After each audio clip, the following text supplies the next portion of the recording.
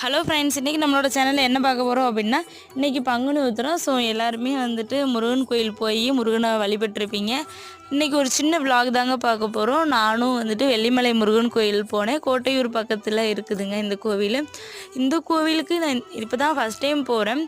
But இவ்வளோ கூட்டம் இருக்கும் அப்படின்னு நான் எதிர்பார்க்கவே இல்லை. நான் எதிர்பார்த்ததை விட ட்ரிபிள் மடங்கு கூட்டம் இருந்துச்சுங்க. ஒரு சின்ன ரோடு தான், ரொம்பவே கூட்டத்தில் ரொம்ப கஷ்டப்பட்டு போய் முருகனை பார்த்தாச்சு. சாமியை பார்க்குற இடத்துல எனக்கு தெரிஞ்சு அந்தளவுக்கு கூட்டம் இல்லைங்க.